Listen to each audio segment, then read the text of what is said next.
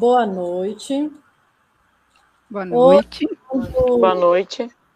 Dando continuidade ao nosso ciclo de diálogos Patrimônio Cultural Catarinense, Ações Inspiradoras, nós estamos com mais uma ação que venceu a etapa estadual do Prêmio Rodrigo Melo Franco de Andrade, que já está na 33ª edição. A ação que a gente traz hoje é Proteção e Valorização do Patrimônio Cultural da Ilha de Santa Catarina, roteiros de turismo de base comunitária e salvaguarda.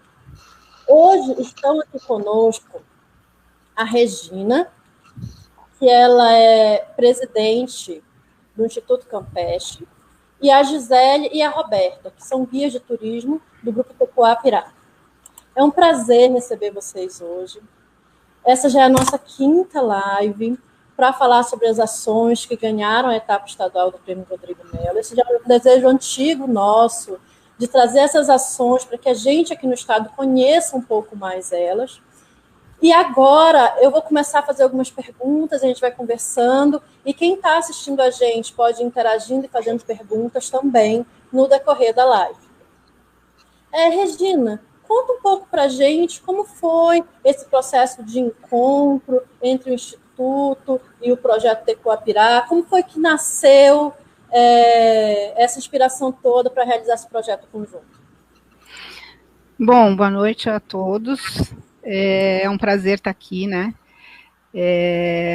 Os patrimônios são feitos, construídos, edificados por pessoas, né? E é importante, a importância do IFAM Santa Catarina está colocando as pessoas para falarem sobre os seus patrimônios, sobre os patrimônios, né? Então, isso é muito importante. Eu quero agradecer esse espaço e quero dizer assim que o encontro do Tecoá, do Instituto com o Tecoá, se deu no momento em que o Tecoá entregou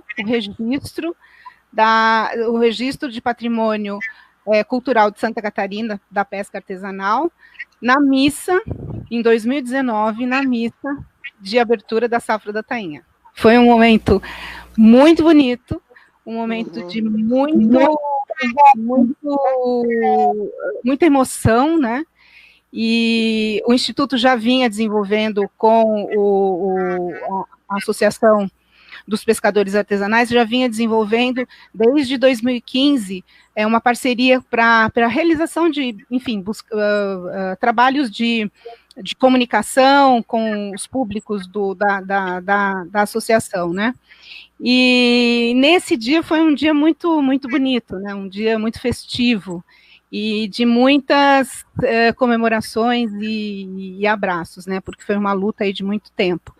Então, eu conheci a Roberta. A Roberta eu tinha conhecido um pouquinho antes, né, Roberta? A gente foi no encontro dos pescadores, numa das reuniões de organização.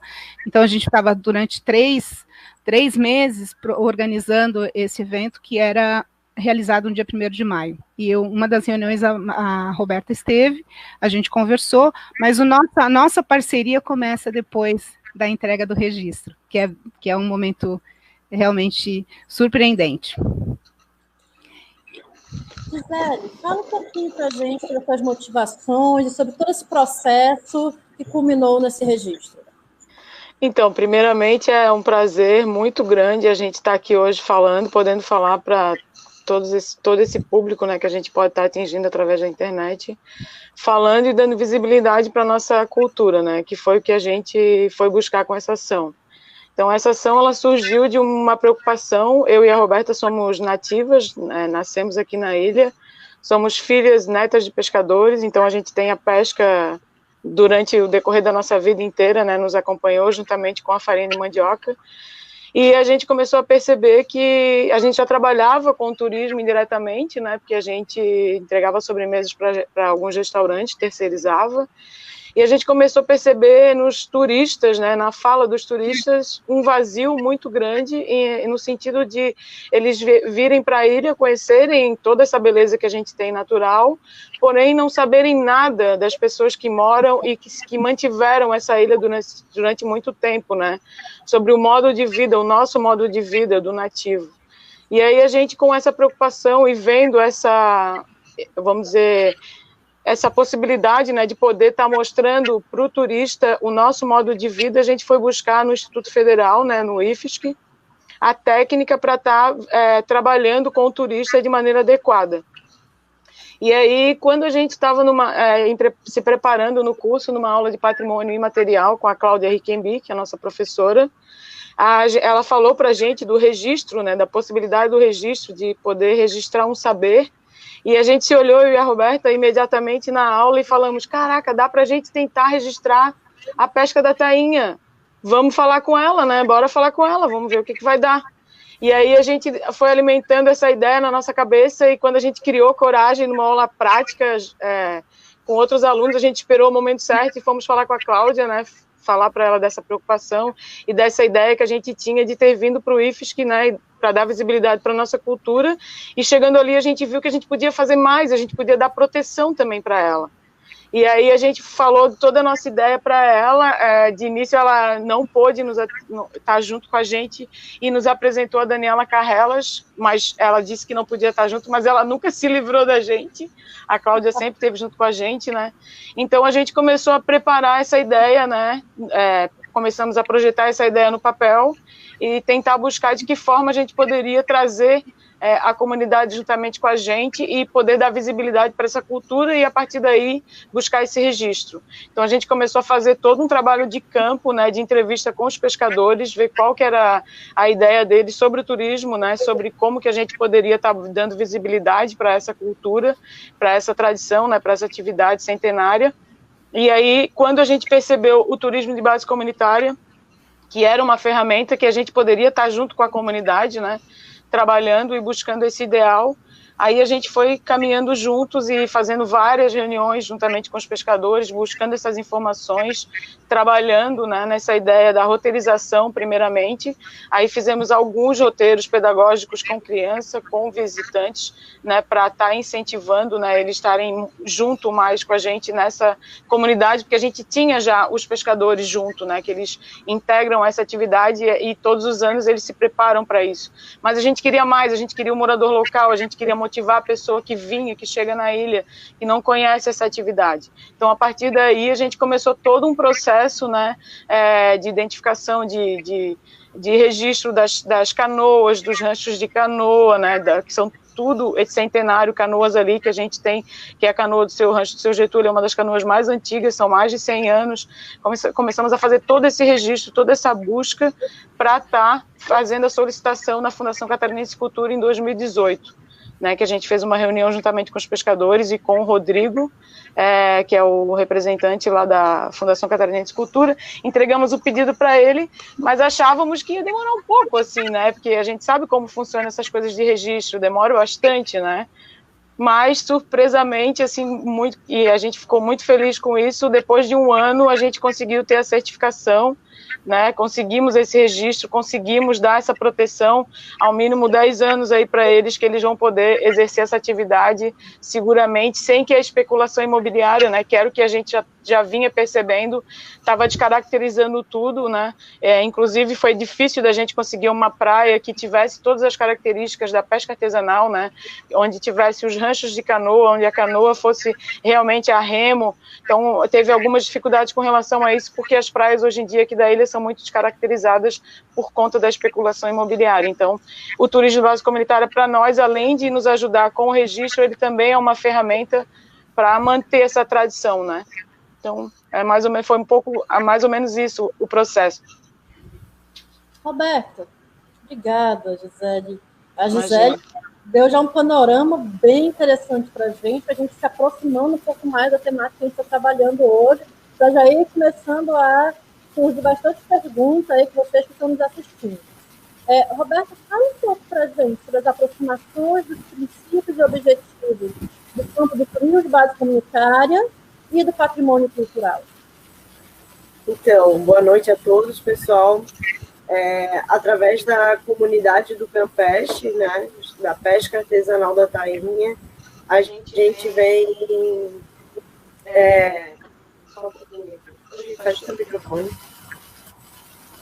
A gente vem trabalhando junto com a comunidade o turismo de base comunitária, né? Como a Gisele falou, a gente viu no turismo de base comunitária uma ferramenta e um modo de turismo para o local ideal, né? Porque Floripa é só turismo de massa, né?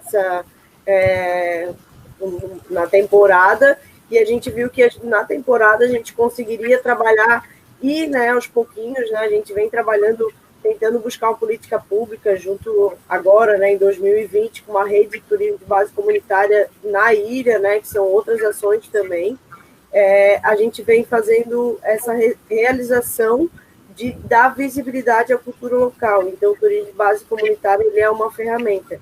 E o patrimônio imaterial é uma proteção do modo de vida, né, dessa tradição, né? Então, a gente vem trabalhando isso como uma semente, a gente vem construindo através de roteiros de base comunitária, né, apresentar esse modo de vida, que é a comunidade do Campeche, né, uma comunidade que vive, hoje não mais há 30, 40 anos, vivia da agricultura de subsistência, né, com os engenhos de farinha. Então, o nosso roteiro principal, ele inicia no engenho de farinha, que é do meu avô. Eu sou nativa do Campeche, meu avô mora em frente à ilha do Campeche, né? Então, a gente fez toda a roteirização do engenho de farinha para receber os turistas e os visitantes locais, né? Como alunos, crianças, desde o IFSC até as escolas municipais, que a gente vem trabalhando. E roteirizou a pesca artesanal da tainha, né?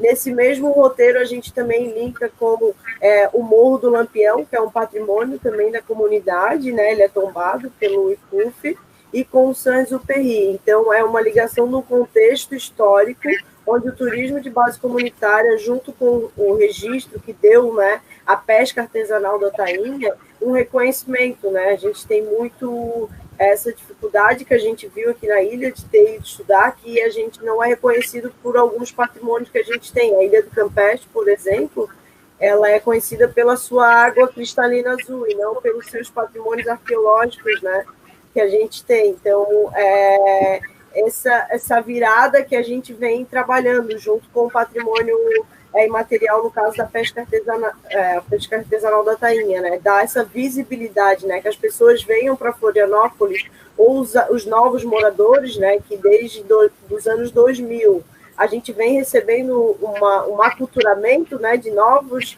pessoas de outros estados, né? Hoje saiu e a gente está com mais de 500 mil habitantes, né? Na grande Florianópolis. Então, a gente está ficando, os nativos, né, e o seu modo de vida está ficando, nesse monte desse progresso, está ficando sem um pouco de visibilidade, né? E hoje o turista, ele gosta de vir conhecer, né, a cultura local, né? Basta a gente oferecer e junto, através de política pública, dar visibilidade e trabalhar também, em especial, com a educação patrimonial, né, através das crianças. Então, os roteiros de turismo de base comunitária vem também, além de trabalhar o turista, no caso, a recepção do turista na ilha, trabalhar durante toda a safra da tainha com as crianças, com os alunos do IFSC, os novos guias do turismo, né? Isso gerando, né, uma qualificação para o receptivo da cidade, né? Que os guias de turismo, né, são as primeiras pessoas que o turista tem contato. Então, a gente vem trabalhando isso também daí com as crianças que são os novos moradores e que, através deles, a gente consiga plantar essa sementinha da importância dos nossos patrimônios imateriais, não só de Florianópolis, mas de toda Santa Catarina, né? É isso. E é muito interessante que vocês conseguiram abranger nas ações que vocês vêm desenvolvendo em conjunto. Isso é bastante interessante a gente frisar, como vocês atuam de forma capilarizada, em rede, com vários parceiros. Antes da gente continuar falando ainda mais sobre esses processos, eu queria que vocês falassem um pouco para a gente como foi e como está sendo depois do registro. Quais são os processos que vocês estão articulando agora, que vocês sentiram necessidade a partir desse registro? Eu acho que Então, o registro a gente conquistou, né, em um ano, como a Gisele falou, e agora o processo que a gente está é um processo de salvaguarda, né, que é um processo pós-registro, né, que junto com os estudos, né, da professora Cláudia e com a professora Daniela, que é a professora Cláudia de Patrimônio Cultural, e a professora Daniela trabalha com, né, foi estudar, está fazendo o doutorado dela em turismo de base comunitária. Esse é um dos calcanhares de Aquiles, né, o pós-registro, né, as ações que a comunidade necessita, junto não só com os órgãos públicos, né, mas com a nova geração, né, como prosperar essa tradição, né.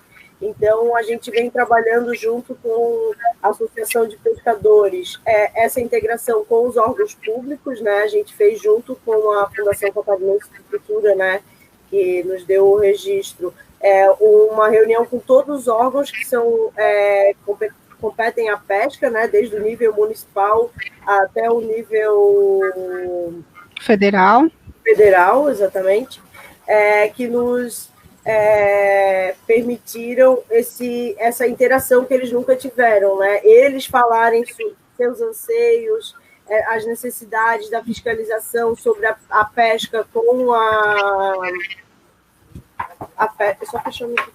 a pesca com os surfistas, que é uma grande dificuldade que eles vêm sofrendo todas as manhãs, de tirar o surfista da água para poder realizar a prática, né? Então, a gente chegou nesse consenso, foi criado um comitê para aqui também a Coram, para trabalhar em cima das placas, né, de identificação da pesca na temporada, para identificar a população que está acontecendo uma prática, e principalmente os surfistas que estão chegando ali na Praia do Campeche, né? E também as ações com a nova geração, né? Que é, no caso, os novos remeiros, né? A ação de aulas de remo para os novos remeiros, porque nas pesquisas a gente viu que os pescadores já têm uma certa idade, já estão com um porte físico já um pouquinho comprometido, e a nossa preocupação é de que forma que a gente vai prosperar nessa tradição, né? Então, a gente vem trabalhando junto com a Associação de Pescadores também, produzir mais cursos, né? Já foram realizados 3, que se iniciou pelo seu Getúlio, pelo Ney também, que é um líder comunitário, um patrão de canoa, e o último foi feito pelo patrão de canoa Milton, do rancho do Chico Doca, né? Que são 4 ranchos que compõem essa prática ali na Praia do Campeche.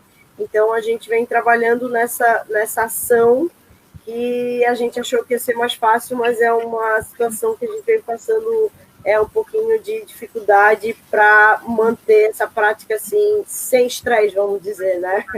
A gente vem lutando através dessa interação com os órgãos públicos. Uma das questões que foi bem interessante, desculpa. Eu ia falar pode falar, então. Então, uma das ações que foi bem interessante, que a Regina até ia colocar agora, a gente queria muito falar isso porque foi uma ação concreta, vamos dizer assim, né? Foi uma das ações concretas mesmo que houve depois do registro, que foi uma confusão lá com os atravessadores, porque a safra da tainha acontece de maio a julho. E nesse período, né, eles sempre falam, e a tainha é um peixe muito ligeiro, vamos dizer assim, né?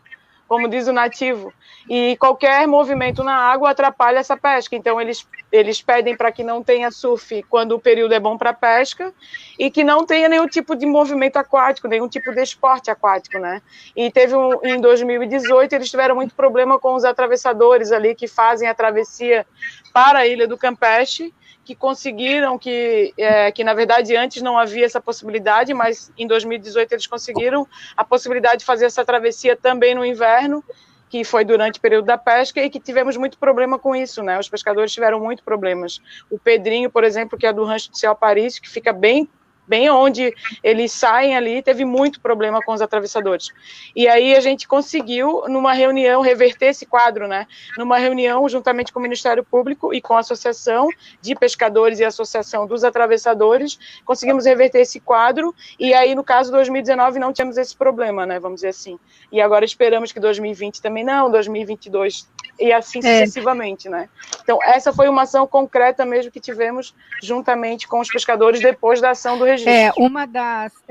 a juíza que deu a sentença no ano anterior, quando ela foi dar a sentença de novo, já tinha o registro. Então, assim, e lá tem toda uma condição, né, para que aconteça, enfim. Então, ela teve que reverter o que ela já tinha dado no ano anterior. Então, essa é uma ação efetiva, né? De salvaguarda, uma ação de salvaguarda. Foi a nossa primeira e comemoramos bastante, né? O grupo, a associação e todos nós, né? Eu acho que está sendo bem rico essa nossa conversa, porque vocês já partiram de uma necessidade identificada na comunidade, transformaram essa necessidade em ações, buscaram uma política pública específica, que é o registro, e agora vocês estão dando continuidade e já sentindo resultados nesse processo de salvaguarda. E aí o projeto TEQUA já assim agrega com o Instituto, e a Regina estava me falando um pouquinho antes da live sobre como que é esse processo que o Instituto realiza de busca de captação de recursos, como é que vocês estão trabalhando junto com o projeto nesse processo agora de salvaguarda, Regina? Bom, o Instituto ele tem como cerne, né? Ele trabalha com desenvolvimento comunitário sustentável, contribuindo e apoiando ações de organizações, de coletivos, enfim. E todos esses que estejam alinhados com esse nosso propósito, né, que é trabalhar com o desenvolvimento sustentável, comunitário. Então, quando o TEQUA veio, bom, já é uma prática dentro do Instituto, buscar verbas, buscar formas de comunicação. Na realidade, a gente não trabalha com captação de recursos, a gente trabalha com divulgação dos eventos, das ações, e busca os melhores caminhos para que essas ações aconteçam, né? Então, no caso do TEQUA com o Instituto, a gente tem trabalhado com editais. Então, primeiro edital que a gente trabalhou junto foi o edital do Anderli 2019, que resultou no livro que a gente vai lançar agora dia 26. Nós estamos concorrendo aqui, né, no prêmio, e temos mais um edital Anderli também, que é um processo também de continuidade, que é a cartografia social, que também é um processo que a gente está trabalhando para os outros editais. Então, em cada situação, o Instituto tem uma ação, né, com os pescadores, né, durante o período que a gente trabalha para a captação, a gente capta recursos mesmo dentro da comunidade. Então, a gente organizou toda a parte de estruturação de comunicação dos pescadores para eles buscarem dinheiro na comunidade, para a gente realizar a missa, que tem custos ali. Nós temos bastante apoio, mas nós temos alguns custos. Então, a gente tem uma estratégia para cada ação que trabalha junto com a gente. Junto do Conselho Local de Saúde, a gente tem uma outra estratégia. Junto com as artesãs, a gente tem uma outra estratégia, né? Tem as artesãs da arte campestre também que fazem parte. Então, para cada ação, a gente estuda a melhor estratégia a seguir, né?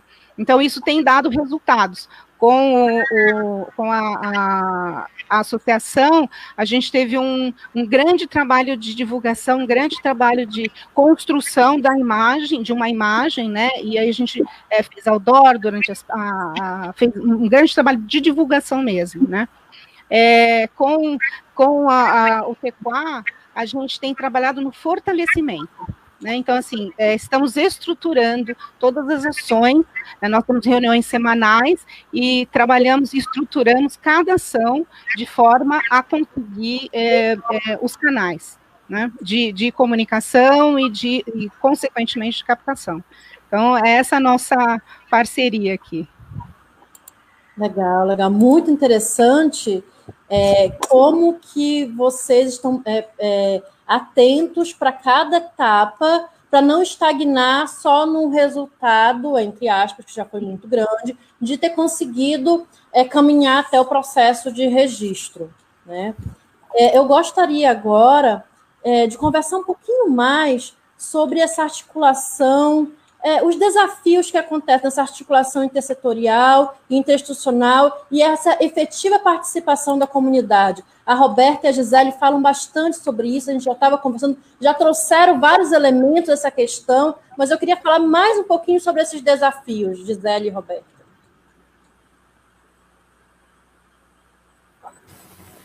Então, o desafio, assim, primeiro momento do projeto, né? Ai, eu vou dar continuidade aqui, a Roberta acabou a bateria dela ali. Então, um dos grandes desafios, vamos falar dos desafios primeiro, um dos grandes desafios que a gente percebe não só na nossa comunidade aqui, né, mas em outros locais também, como Bombinhas, que já foi um local que foi também registrado, né, inclusive agora eu acho que eles estão tentando já a nível nacional, juntamente com o IFAM, né, é o surf. A atividade do surf é uma atividade que é bem complicada com relação à pesca da tainha, né? Justamente na época da pesca da tainha. A gente tem bastante conflito com relação a isso e a gente percebe que ainda não temos muita força com relação a algum tipo de articulação para que isso realmente acabe, né? Porque, por exemplo, Bombinhas, aqui a gente não tem sistema de placas, a gente trabalha com sistema de bandeiras, né? Os próprios pescadores que demarcam o território para quando está a safra, quando está o mar bom para peixe, quer dizer, o mar bom para peixe está todo dia, né? Todo dia tem peixe, mas quando o mar está bom para pescaria, vamos dizer assim, eles sinalizam na praia com bandeiras brancas que a pesca está em alerta e que não pode surfar. Esse ano a gente teve alguns problemas ali, mas foi mais respeitado do que desrespeito. Quer dizer, esse ano que passou agora, né? Então, organização que está avançando, né, Gisele? Sim, é um processo que vai avançando. E a gente também acredita que é um pouco da conscientização mesmo, né? Porque por isso que é tão importante a gente trabalhar com as crianças, né? Porque a criança hoje que vai ser o próximo surfista ou o próximo pescador, ou não vai ser nenhum dos dois, mas ele pode estar conhecendo essa atividade e essa importância, né, dessa atividade para aquela comunidade e também ter esse respeito durante a safra, né? Então, um dos nossos desafios é o surf e também a falta de articulação entre os próprios órgãos responsáveis, né, pela proteção da pesca artesanal e outros órgãos que são responsáveis por meio ambiente e tudo mais, que trabalham em conjuntos, que a gente vê que eles próprios não se comunicam, vamos dizer assim, né? Um fato esse fato que aconteceu com os atravessadores foi isso, né? Foi uma falta de comunicação, porque já existia o registro, já existia essa prescrição, né, para que a pesca pudesse acontecer, mas até então o Ministério Público, por exemplo, não tinha ciência, né, disso. Então, existe essa falta de comunicação, né, até mesmo por parte dos próprios pescadores, né? Então, essa é uma das grandes dificuldades. A Rô quer falar um pouquinho, Rô? O microfone, Gil. Tá. Então, a gente também tem dificuldade tinha, né, uma dificuldade nos ranchos de canoa sobre as reformas, né, a possibilidade de ter banheiro. Através do registro, a gente conseguiu que eles tivessem essa possibilidade, mas quando chega nos órgãos públicos, né, é barrado, eles têm algum tipo de situação que não é permitido, né? Então, a gente vem trabalhando isso, que não é uma situação muito fácil, que é o momento que a gente está trabalhando agora com eles, essa interação, um exemplo disso é que o registro dá acesso às madeiras presas, no caso, né, para que sejam utilizadas, apreendidas, para que sejam utilizadas nas reformas, né, de canoa ou de remo, que são específicas, né, que não podem mais ser cortadas, né.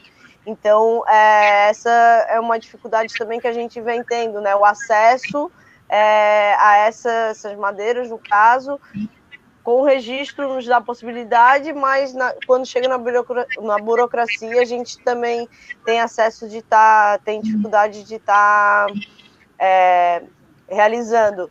E também o incentivo, né, que a gente quer muito divulgar isso, e a dificuldade que a gente tem através no nosso aqui com o município, né, de ele estar dando uma assessoria no sentido de incentivo, né, até para os pescadores, né, que eles têm dificuldade muito de uma reforma de um rancho para manter a tradição, né, querendo ou não, ela tem um custo alto, né, uma rede ela tem um custo alto, então a gente vem também tendo essa dificuldade em incentivos, né, para os pescadores, quanto para o turismo de base comunitária também está sendo realizado junto para a comunidade, para as escolas, enfim.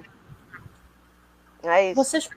Vocês comentaram comigo que vocês visualizam o turismo de base comunitária como um veículo de afirmação da cultura através da representação da pesca artesanal.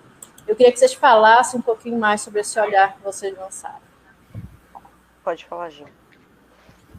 Então, a gente aqui na ilha, a gente sofreu, né, um aculturamento, como a Roberta já havia falado, desde 1980, vamos dizer assim, a gente já vem recebendo bastante turista na ilha e, consequentemente, novos moradores, né.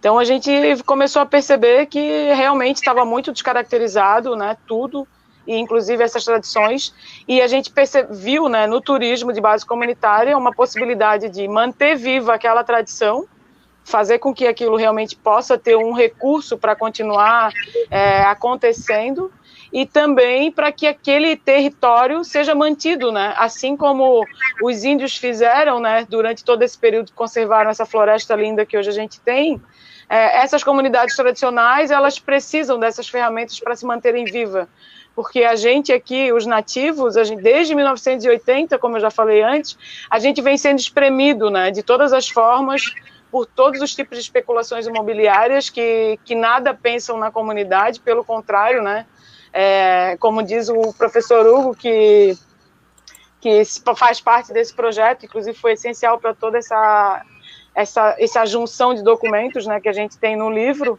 Ele sempre fala que o pessoal chegava na ilha, só tinha os nativos, né, vamos dizer assim, eram os nativos que faziam toda essa... hospedavam o pessoal de fora, né, recebia, atendia da melhor maneira possível, com toda a gentileza, e a pessoa, quando conseguia se estabilizar aqui na ilha, comprava um terreno, e a primeira coisa que ela fazia era um muro de 4 metros de altura e botava 4 cachorros, né, na casa, e o vizinho já esquecia. Então, quer dizer, a nossa cultura foi totalmente sendo descaracterizada. A gente costuma até dizer que a nossa cultura a ilha sofreu uma especulação muito forte, foi devastada por um grande período, né? Hoje que a gente tem algumas unidades de conservação que mantém as nossas florestas vivas, e a partir daí é que a gente começou a ter essa preocupação, né? Vendo tudo isso e percebendo que o turismo de base comunitária era uma ferramenta para manter uma atividade que é centenária viva, né? Então, é nessa parte que a gente pensa que o turismo de base comunitária é uma ferramenta também. Eu não sei se a Roberta quer complementar. Eu gostaria que vocês comentassem um pouquinho, já pegando esse gancho que você traz, sobre as lideranças locais nesses processos realizados. A Regina fez alguns comentários bem interessantes, ainda há pouco, antes da gente entrar na live, a Roberta, a Gi também. Eu queria que vocês falassem um pouco desses papéis das lideranças nesses processos, que vocês são facilitadoras, animam, chamam para junto. Quais outras lideranças de antes ou de agora a gente poderia falar? Eu gostaria sempre e falo sempre do senhor Getúlio, né? Eu sou paulistana e cheguei na ilha faz 10 anos, e quando eu cheguei foi uma das primeiras pessoas que eu conheci, né? Eu vi o trabalho maravilhoso que ele tinha de patrimônio mesmo, imaterial, e assim como as rendeiras também, e aí conheci o seu Getúlio. E em 2015, eu comecei a fazer, de 2010 a 2015, eu comecei a desenvolver projetos comunitários em outras áreas. Em 2015, eu fui convidada pelo seu Getúlio para trabalhar na missa, né? Então, mas o seu Getúlio, ele era um líder nato, ele liderava os pescadores, ele liderava a comunidade, ele não deixava esquecerem que ele era um pescador, antes de tudo, mas era um músico, era um filósofo, eu gostava muito de conversar com ele era um pedagogo, e ele, além de tudo, ele era um ótimo contador de histórias, né? Ele tinha assim uma pausa dramática para as reflexões, e era muito bonito de vê-lo, sabe, falando, e ele falava da pesca, ele era de uma bondade. A Márcia Tiburi escreveu um livro que um dos personagens dela, a Márcia Tiburi, que é uma filósofa, ela escreveu um dos personagens, um livro dela, falando sobre a pesca, mas ela não conhecia nada da pesca. Então, o seu Getúlio passou uma manhã inteira com ela, falando sobre a pesca artesanal, sobre a pesca, como é que era isso, e ela fez um livro. Eu tenho esse livro aqui. Então, assim, ele era de uma generosidade, e ele falava numa linguagem que trabalhava também, né? Mas nós éramos as duas únicas mulheres a trabalhar com esses homens todos nessa organização do evento.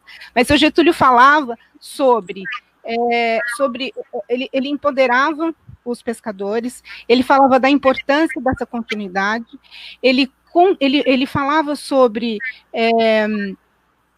a importância de manter viva essa cultura, né? E ele lutava diariamente com isso. Então, os embates que ele tinha, que eu até mencionei, ele tinha os embates que ele saía da casa dele de madrugada, ia para algum lugar, para outro lugar, ia com os pescadores, juntava os pescadores, iam resolver as questões com surfistas. Então, ele era um líder nato. E ele contou a história, ele escreveu um livro sobre o encontro do Saint-Exupéry com os pescadores, né? E o respeito e o carinho que todos tinham por ele, né? E hoje a estrada principal, né? A via principal que chega até a Praia do Campeche chama Pequeno Príncipe, e é um dos caminhos dos roteiros que a Gisele e a Roberta fazem, né? Explicam toda a aviação, o campo de aviação, a casa que é onde abrigava os aviadores, né? Tem ali toda a história do Campeche, e o seu Getúlio tem um rancho, chama Rancho de Pesca Cultural. Então, para ele fazia essa interface entre a cultura, o patrimônio, fé, determinação, enfim, ele fazia todas as conexões possíveis para que essa vida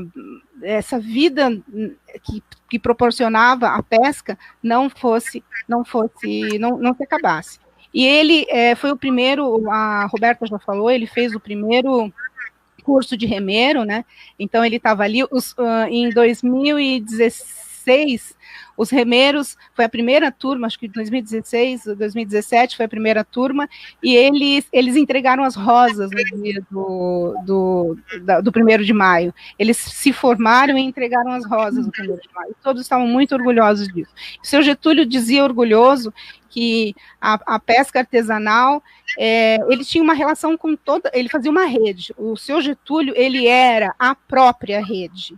a rede de pesca, ele era próprio, porque ele conhecia todo o pessoal de Bombinha, ele conhecia todos os pescadores artesanais de Santa Catarina e de outros lugares, e ele ia, e a relação com a França também, ele teve uma aproximação muito forte, ele falava com o Japão, porque vinha japoneses falarem com ele, porque também tem a questão da pesca artesanal lá. Então, o seu Getúlio, ele era a rede. Então, eu falo dele assim com muito carinho, com muita saudade, porque convivi com ele muito tempo, né? E a gente tem outras pessoas, outras lideranças ali que são fortes. Aí o Pedrinho assumiu a presidência da associação. O seu Getúlio organizou, inclusive, a Associação de Pesca dos Pescadores Artesanais da Tainha. Ele organizou uma associação. E dessa associação ele ficou 10 anos como presidente, depois entrou o Pedrinho, e depois agora nós temos o Valtinho também, que está nesse trabalho. Então, ele organizou politicamente, socialmente, culturalmente. Ele é ainda, né? Para a gente, ele está vivo. Só fazendo um adendo aqui, a Associação de Pescadores ela é de 1998. Sim. Então, é uma associação bem antiga, já tem mais de 2 décadas aí, né? Brigando por essa atividade no Campestre. Vou aproveitar o gancho e vou convidar o seu Valtinho. Fala um pouco para a gente. Boa noite. Boa noite. Como que o senhor visualiza o processo? Fala um pouco para a gente sobre a pesca. A Regina trouxe o gancho, a gente chega até o senhor. Como que o senhor, tendo essa vivência da pesca, o que o senhor compartilha com a gente agora? Olha, eu já acompanho isso desde pequeno, porque meus avós, meu pai e meus tios também, né, sempre foram pescadores, e eu era pequeno também, a gente ia na praia também para puxar rede e pegar o peixe. Quer dizer, fui crescendo e sempre envolvido na comunidade. Eu fui intendente aqui do Campestre, fui também vereador em Florianópolis e tal, e eu sempre mantive aquela cultura com os moradores, principalmente aqui do Campestre, do Tavares, sul da ilha, vamos dizer assim, né? E eu convivi com muitas pessoas e ainda convivo até hoje.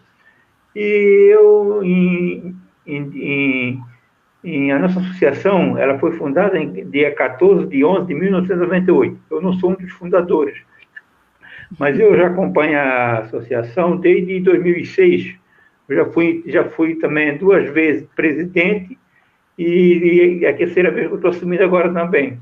Então, eu tenho muita paixão por essa associação e eu voltei a ser presidente agora exatamente para nós darmos continuidade a essa cultura. Eu tive o prazer também de conhecer a Regina, que abraçou a nossa associação. Conheço a Roberta, a Gisela Roberta, nativa daqui. Conheço o pai dela, a mãe dela. Fomos praticamente criados juntos, né? E para mim é uma honra ter a Roberta nessa batalha.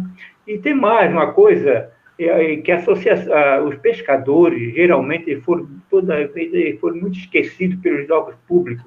Eles só vinham aqui, na época, pedir voto. Então, prometia mundos e fundos, mas nunca se preocuparam com o pescador artesanal. Eu tenho assim, uma lembrança também, juntamente com o senhor Getúlio, que nós brigávamos muito aqui, em termos para nós darmos um apoio à pesca artesanal, porque a pesca industrial, ela desrespeitava os nossos limites aqui na praia, e nós estávamos meio que abandonados. Então, eu digo que, se hoje nós temos aqui em Florianópolis, se nós temos hoje um reconhecimento da pesca artesanal, eu agradeço ao seu Getúlio, que ele brigou muito. Ele, no rancho dele, ele reunia todos os pescadores artesanais aqui de Florianópolis, aqui, e nós fomos brigar para adquirir os nossos direitos com os órgãos públicos. Então, hoje, a nossa associação aqui é respeitada em Florianópolis, e todos os pescadores artesanais do norte ao sul da ilha, eles têm aqui, o seu Getúlio tínhamos, né? Ainda tem como incentivadores uma pessoa que saiu para a luta, foi xingado, principalmente pelos surfistas, que respeitavam nós aqui, mas nós fomos guerreiros, nós lutamos e tem mais, nós vamos agora procurar também ver os nossos direitos nos Jogos Públicos. Eu fico muito agradecido e quero dizer para vocês que estou à disposição para lutar. Muito obrigado. Seu Valtinho, antes da gente se despedir do senhor, eu queria fazer uma pergunta que eu deixei justamente para fazer para o senhor. Eu queria que o senhor comentasse com a gente qual o espaço, qual o lugar que ocupa no coração do pescador artesanal a época da pesca do tainha. Olha, a pesca da tainha, isso aí quando a gente chega ali perto de meio de maio, tá, já começa aquele burburinho, né, falando como é que vai dar, como é que não vai dar, tal. Então a gente vê que a comunidade aqui, ela se agita, é diferente, porque a gente passa, fala com um, fala com o outro, como é que já deu peixe, não deu, será que vai dar, tal. Então é uma comunicação assim, muito gostosa. E nós aqui no Campeche, porque o pescador é o seguinte, o pescador, antigamente assim, meio que eles eram muito assim, meio rival, assim, né? Hoje não, hoje aqui a gente vive em harmonia, nossa associação aqui, e então é uma alegria, né? Então tainha assada, tainha frita, meu Deus, tainha tudo. Obrigado. Muito obrigada, seu Valtinho. Muito obrigada. Grande Valtinho. Isso Agora... é uma das... Opa, desculpa. É uma das nossas motivações, Carla, ver na pesca da tainha a movimentação da comunidade. Você passa o ano inteiro sem ver as pessoas na rua, mas essa conexão da tainha com a comunidade hoje já está tornando até o novo morador já espera a tainha, né? Uhum. Ele já tem esse anseio, né, por essa tradição. Então, isso ser reconhecido hoje pelo IFAM como um projeto inspirador é o que nos motiva para estar levando esse modo de vida, essa tradição, a felicidade, e a gente vê que move o coração dos nativos. Eu falo isso pelo meu avô, que deixou de pescar aos 80 anos só pela condição física, mas era um grande patrão de canoa e dá palpite até hoje aí para o pessoal mais novo, assim. Então é uma motivação de amor mesmo, ele move os nativos da ilha. Não só o Campeche, mas como todo Florianópolis.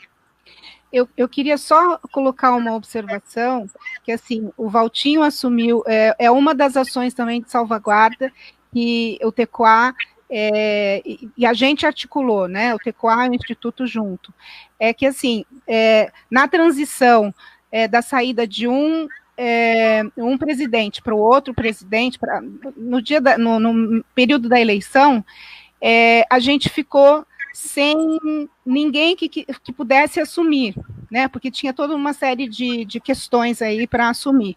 Então, assim, nós articulamos e entendemos e fizemos assim, e fizemos um trabalho para que eles entendessem que o nosso trabalho é contínuo e que a gente precisava deles para continuar, né? A Roberta e Gisele pode até complementar, mas foi um trabalho coletivo, conjunto, e assim, esse registro trouxe essa possibilidade para a gente trabalhar com eles e dizer, olha, a associação é forte e a gente precisa de vocês para continuar o trabalho. Por falar em continuidade, antes da gente passar para as perguntas, que já tem algumas aqui no chat, quem tiver mais pergunta pode continuar enviando, que agora a gente vai passar para começar a responder. Mas antes de passar para as perguntas, por falar em continuidade, eu gostaria que vocês falassem um pouquinho mais sobre a parceria com o IFSC e sobre o fato dessas ações que vocês realizam, elas serem continuadas. Quem? Então, a parceria com o IFSC, né, ela se iniciou em 2017, porque eu e a Gisele, a gente foi estudar lá, né? no curso de guia de turismo, e aí 2016 para 2017. E aí, através como a Gisele contou, através da Cláudia, professora de patrimônio cultural, a gente viu a possibilidade.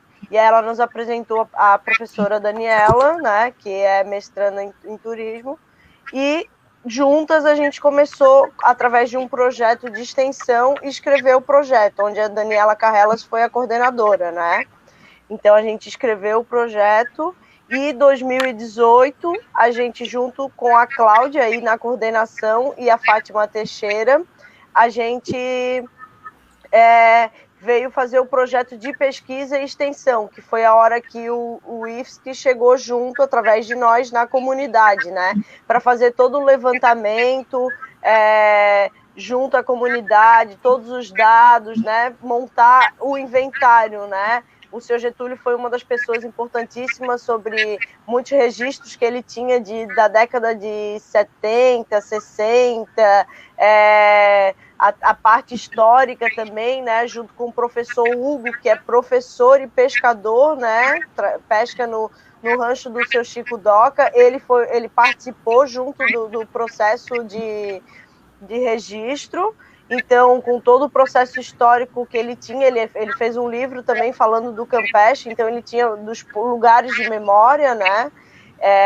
Também. Então, essas pessoas, junto com o IFSC, que foi a coordenação até o momento de 2019, onde foi feito o pedido, 2018 feito o pedido e 2019 entregue o registro, né? Hoje a gente tem elas escolheram, né, continuar com o Tecoapirá e escolheram nossa luta, que é o patrimônio imaterial. A Cláudia está fazendo doutorado em patrimônio imaterial, né, junto, né, a relação com o turismo de base comunitária.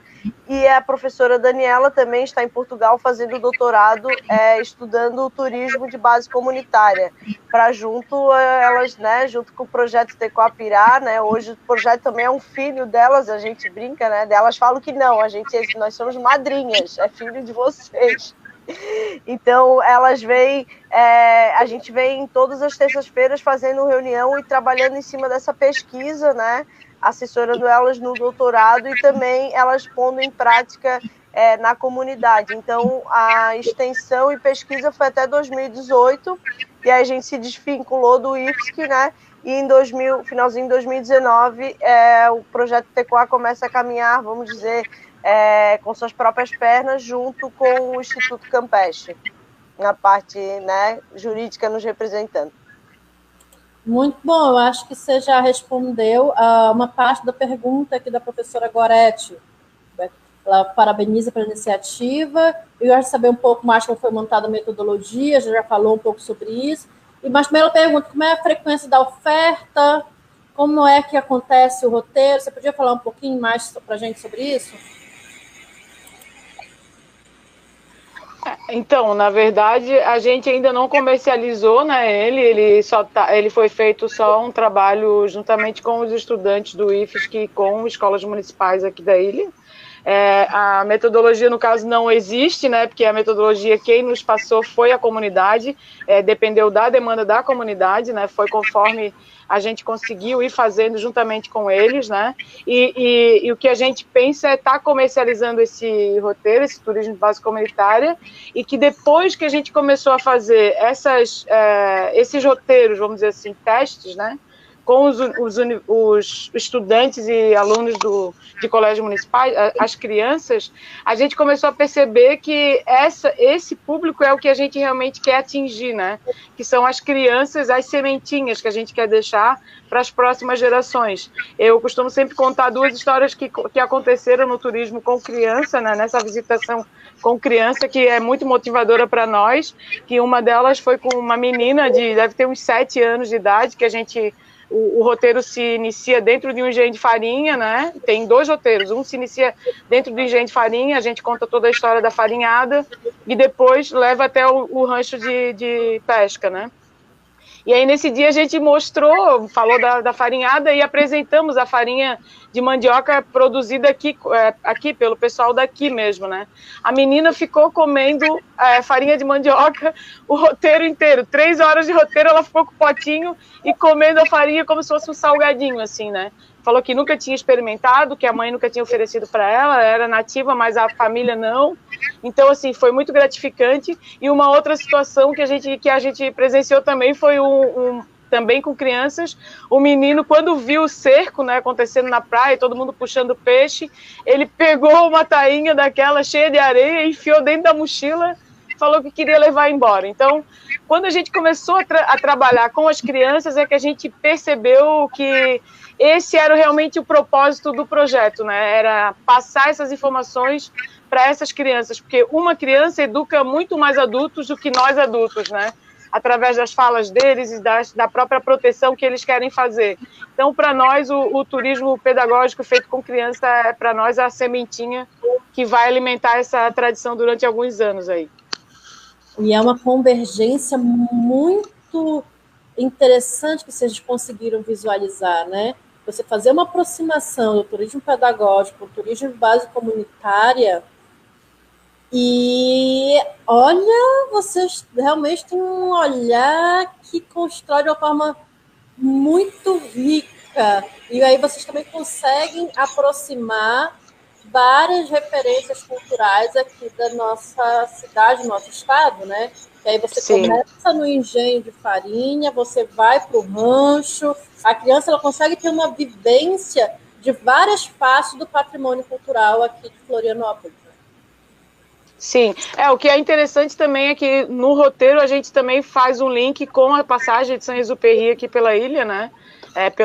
Principalmente ali pelo Campeche, a gente teve ali, vamos dizer, o nosso primeiro aeroporto, né? Ali no Campeche tem o campo de aviação, tem o Morro do Lampião, então a gente linka tudo isso, né? Fala principalmente para as crianças, eu tenho um aviãozinho aqui de madeira que eu nem deixei aqui para mostrar para vocês, mas a gente transforma, a gente materializa, né? Vamos dizer assim, o nosso roteiro, a gente acende o lampião para mostrar para a criança como que era feita a sinalização naquela época para os aviadores pousarem aqui na Ilha. A Roberta está mostrando ali o aviãozinho e o lampião. Então, a gente também trabalha de maneira lúdica para envolver, né, a criança no roteiro e transmitir essa informação para o adulto, né, para os pais e para os familiares. Né? A gente tem mais uma pergunta aqui. O Wellington pergunta se tem algum trabalho junto às escolas de surf, por exemplo, que a gente viu que é um grande desafio, ainda que está melhorando, pelo que eu percebi, essa aproximação e essa sensibilização. Vocês já pensaram ou tem algum trabalho junto às escolas de surf? Com as escolas de surf, a gente não tem, né, ainda esse contato, mas a gente vem tentando se aproximar da associação de surf, né? Porque eles que organizam campeonato, né, de surf com crianças também. Então a gente vem, um pouquinho difícil esse contato, mas a gente vem fazendo esse acesso com a associação de surf. É uma boa ideia fazer isso também, esse link futuramente com o surf, porque o surf, né, faz 40 anos que está na ilha, chegou na década de 80, então ele já faz parte também da cultura, né, local, a gente não pode dizer que não, mas ele faz parte de uma cultura também. Então a gente quer trabalhar isso, e uma boa ideia é estar junto com as escolas de surf também. São empresas no caso, né? Mas por isso que a gente pensou no primeiro momento a associação de surf, que já vem fazendo um trabalho junto com os meninos ali da comunidade, junto com as meninas, fazendo os campeonatos de surf para os jovens. A gente tem mais uma pergunta. O Léo pergunta: a valorização da história é uma das formas de garantir a identidade de uma comunidade? Sim! Com certeza. É a nossa identidade cultural. Sim, sim. O sentimento de pertencimento, de valorização da sua trajetória, de onde você sabe de onde vem, para onde vai, onde você está nesse momento, isso é importantíssimo, né? Para o patrimônio é importantíssimo, para o TBC é importantíssimo, para a vida, né? A gente entender os caminhos que a gente trilha, né? E que tem gente que trabalhou para que você estivesse ali, e você vai trabalhar para que outras pessoas estejam ali e usufruam disso também. E uma coisa importante que a Gia e a Roberta fazem, e que eu acho bem importante, é esse trabalho que elas sempre, na fala delas, elas falam desse trabalho pedagógico, né? Que é a importância desse trabalho, porque essa sementinha mesmo é que vai crescer junto com essa pessoa, e ela vai entender o que ela foi, o que ela viu. A Diana também colocou ali que são coisas que eles vivenciaram, que eles não perdem jamais, né? Eles não vão perder jamais. As crianças, fica dentro deles isso, né? Então, assim, a história a questão é você saber, e esse trabalho que elas fazem é de contar uma história que é a história da comunidade. E grande parte das crianças que estudam ali fazem parte da comunidade, são da comunidade. Então elas vão vivenciar o que o tio, o avô, o pai vivenciou. Então a história é maravilhoso. Esse trabalho é maravilhoso. Parabéns. Eu sempre falo para as duas que eu sou fã das duas, porque realmente é um trabalho maravilhoso. O Emílio pergunta, primeiro parabeniza pelo projeto, ele pergunta se limita ao Campeche ou se estende para outras comunidades da ilha. É um sonho, obrigada, Emílio. Então, o projeto Tecoapirá, ele está dentro da comunidade Tecoá, né? Então, Tecoapirá, que é o nome do projeto, significa vida em aldeia, né? Tecoá, vida em aldeia, e pirá, peixe, né? Isso a gente foi em gratidão aos índios que nos deixaram essa tradição, né? A gente foi até a aldeia Umbi-Guarani, ali em Umbiá-Guarani, ali em São Miguel, né, em Biguaçu, e junto deles, eles contamos a história e eles nos deram, né, esse nome de presente, né, e a gente queria fazer essa homenagem aos índios, né, que aqui passaram. Então, a comunidade Tecoá tem o projeto Tecoapirá, que é referente à pesca artesanal, e tem também o Tecoataguá, que é na comunidade José Mendes, que daí é um trabalho de educação ambiental na Ilhas das Vinhas, e também com a cultura afro, né? Cultura afro no centro da cidade, e também sobre os... me ajuda aí, Regina. Cerâmica. Sobre as cerâmicas, sobre as cerâmicas, e sobre o que eu esqueci, os terrenos de Umbanda também, né, sobre a religião afro aqui dentro da ilha. Mas o Tecoapirá, ele a princípio está somente no Campeche, né? É um sonho, como a gente vem dizendo, é um trabalho voluntário, né? A gente participou do IFES, que quando estava lá dentro a gente teve só uma bolsa, né, de estudo, mas esse trabalho ele é totalmente voluntário por parte minha e da Gisele, né? Somos as guias, e as professoras que são funcionárias do IFES, né, que nos auxiliaram no processo de extensão, né, e pesquisa. Então, essa falta de incentivo nos limita um pouco, mas o sonho aí é para estender para a Costa da Lagoa também, que é um caminho histórico, que tem um modo de vida ali, tem a Casa da Dona Loquinha, né, que é um patrimônio da comunidade, tem o engenho de farinha. Então, a gente também tem interesse assim, em buscar também outras comunidades pesqueiras, como o Pântano do Sul, como a Lagoinha do Norte. Então, expandir para Florianópolis. Assim, vamos dizer que a gente tem um modelo de turismo de base comunitária, e que a gente acha que esse modelo é o ideal para o turismo, né? Então, que se a gente conseguir expandir ele dentro da ilha, para nós é um sonho, assim, e queremos muito fazer isso. Agora a gente já está se encaminhando para o encerramento. Eu gostaria de saber se Regina, Roberta, Gi, o que vocês querem deixar na despedida, compartilhar. sobre essas ações, esses projetos, esses sonhos que vocês estão construindo juntos.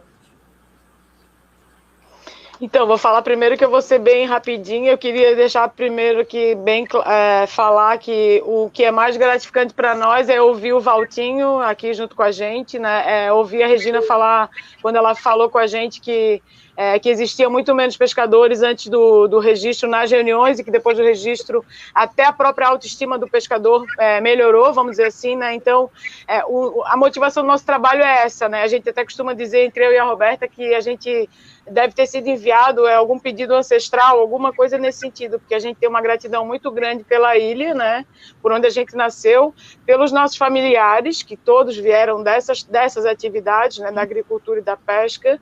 É sempre emocionante falar isso, mas eu costumo sempre falar e frisar. Então, o que é mais gratificante para a gente é isso, é ver os pescadores unidos, podendo estar exercendo essa atividade sem ter nenhum problema nem com o surfista e nem com qualquer outra coisa que seja, para que essa atividade possa ser, né, dizimada por muitas gerações, como vem vindo, né, a partir dos índios que deixaram esse ensinamento para nós. Então, eu quero deixar aqui minha gratidão por tudo, por esse convite, por ser selecionada e convidar todos a seguir as nossas redes sociais e, pós-pandemia, virem conhecer o nosso projeto, que vai ser muito bom ter todos vocês pessoalmente com a gente ali na Praia do Campeche. Roberta? Para nós, gratidão, a gente pensou que não ia passar nessa final, assim, o Nativo tem um pouquinho autoestima baixa, né, todos esse trabalho que a gente vem fazendo, que não é fácil, ter esse reconhecimento do IPHAN, a gente sonhou com o IPHAN e sonha com o IPHAN também, a nível federal, esse registro, né, mas a gente viu que era bem amplo e que, para o que a gente tinha no momento, a gente, né, optou pela Fundação Catarinense Cultura, pelo Estado de Santa Catarina, né, esse reconhecimento. Então, o IPHAN, para a gente, assim, vamos dizer, se o projeto encerrasse hoje, essa visibilidade desse projeto, nós estaríamos muito satisfeitas. Mas, como a gente vem falando, o sonho é grande.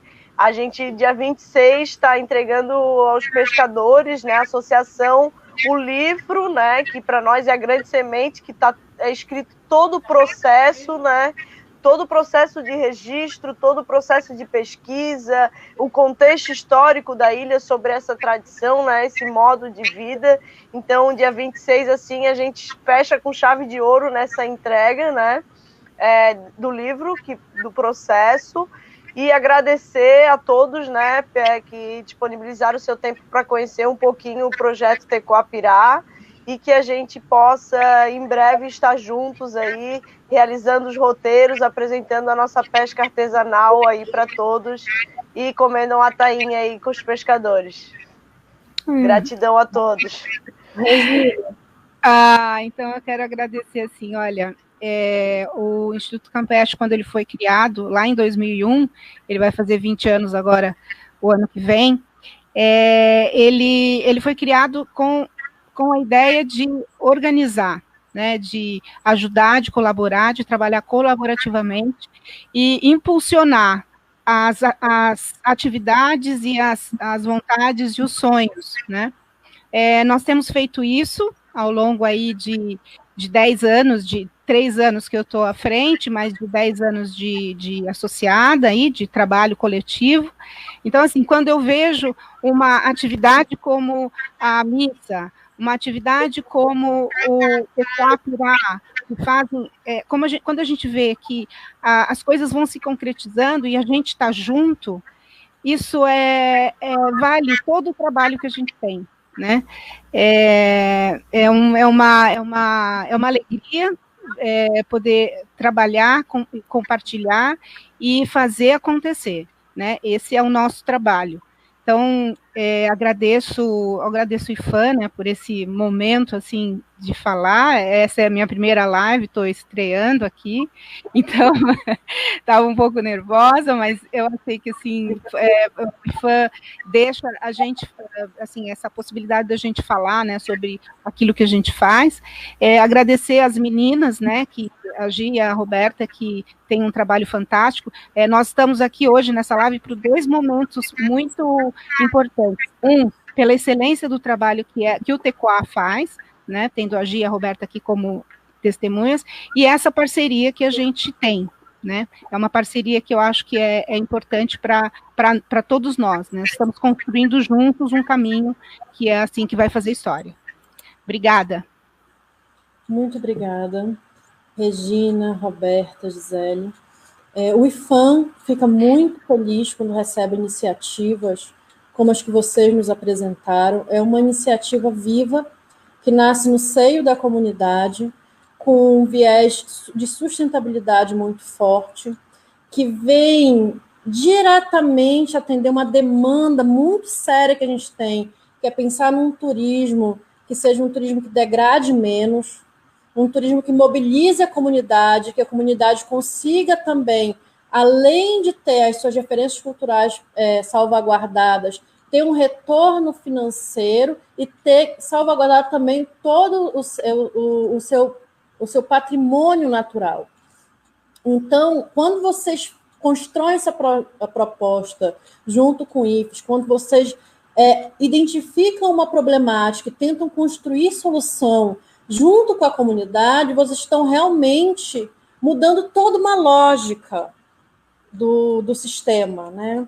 Então, apesar de às vezes parecer que são iniciativas pequenas, são essas iniciativas que são vivas, e o que está vivo não morre de jeito nenhum, porque está no coração das pessoas que estão construindo aquilo. Essas são as ações que têm maior probabilidade de ter continuidade, sabe? O que vocês trazem tem uma riqueza e tem potencial de desdobramento muito grande, e é por isso que vocês estão aqui hoje. Foi uma alegria muito grande ter enviado uma proposta como essa para concorrer em nível nacional. O resultado das ações selecionadas em nível nacional vai sair no fim do mês, mas independentemente desse resultado, para nós aqui em Santa Catarina, a ação de vocês é uma ação de excelência e que realmente tem potencial de inspirar muitas outras ações, tanto aqui no nosso estado, quanto em outros lugares, né? E, atualmente, no momento que nós estamos vivendo, em que eu acredito que vai haver todo um redirecionamento de demanda do turismo para um turismo local, para um turismo de base comunitária, para um turismo mais perto da gente, tem tudo para ser o que estamos desejando nesse momento, né? Então, Roberta, Gisele, Regina, foi maravilhoso conversar com vocês hoje. Essa também foi minha primeira live e eu acho que foi uma experiência fantástica. Muito obrigada. Agradecemos também a quem esteve com a gente durante toda a live, chegou até aqui, fez comentários, participou. Amanhã temos a última live desse ciclo e mês que vem temos mais ações para compartilhar de outros anos que ganharam na etapa estadual do Prêmio Rodrigo Melo Franco de Andrade. Muito obrigada, gente. Boa noite. Obrigada, boa noite. Obrigada.